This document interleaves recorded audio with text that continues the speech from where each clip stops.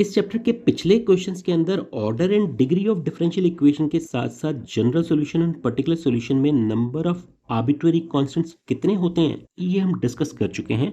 आज हम डिस्कस करेंगे जनरल सॉल्यूशन निकाली कैसे जाएगी इस डिफरेंशियल इक्वेशन की। तो देखिए यहाँ पर ये वेरिएबल सेपरेबल टाइप का है, ऐसे कुछ 3-4 टाइप्स और भी हम आने वाले क्वेश्चन में डिस्कस करेंगे। फिलहाल हम देखिए यहाँ पर dy upon dx equals to e पार एक्स प्लस वाई को मैं अलग अलग लिख सकता हूँ, e x into e y. ऐसा क्यों किया? देखिए वेरिएबल सेपरेबल जैसा कि नाम से ही पता चल रहा है, इसमें हम लोग y के वेरिएबल्स को एक साइड पर यानी y वाली टर्म्स और x वाली टर्म्स जो है एक साइड पे करते हैं। तो देखिए ये वेरिएबल सेपरेट कर दिया और इसके बाद हम इसको इंटीग्रेट करेंगे, यहाँ से इसकी जनरल सॉल्यूशन निकाली जाएगी। देखिए क्वेश्चन के अंदर जनरली हम लोग y की टर्म्स को लेफ्ट साइड पर और x की टर्म्स को राइट साइड पर रखते हैं।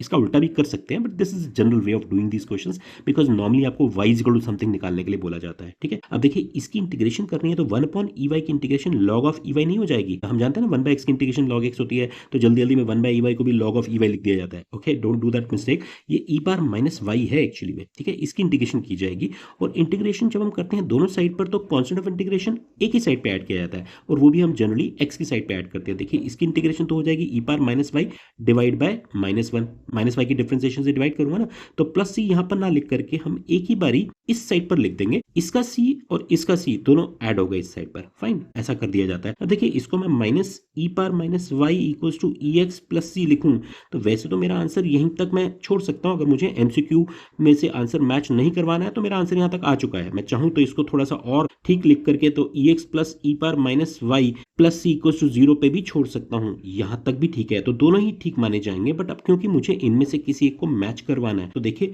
ई x plus e power minus Y मुझे इसमें दिखाई दे रहा है, इसमें तो ऑफकोर्स नहीं हो सकता है। ई पार माइनस एक्स है, ई पार माइनस एक्स है, यहाँ पर तो दोनों ही पॉजिटिव हो गए, तो हमारा आंसर इससे तो मैच कर रहा है। लेकिन आप सोचोगे हमारे पास तो प्लस सी लेफ्ट साइड में है, यहाँ पर राइट साइड में है। So don't worry, constant of integration से आपका आंसर डिफर कर सकता है अगर आपके मेथड डिफरेंट है। ठीक है, तो इसको अगर मैं e x plus e power minus y equals to minus c लिख दूं तो ये माइनस सी और सी एक ही बात है, आप इसको सी डैश बोल लीजिए या सी ही बोल लीजिए, इट हार्डली मैटर्स। तो हमारा आंसर तो ए करेक्ट हो गया है। ठीक है, अब आप देखिए अगर मैं प्लस सी यहां पर लिख देता तो फिर हमारा आंसर एग्जैक्टली यही आ जाता। So it hardly matters. तो आपको इस कांस्टेंट ऑफ इंटीग्रेशन से परेशान नहीं होना है, बाकी चीजों पे ध्यान दीजिए कि वो ठीक आ रहे नहीं आ रहे हैं।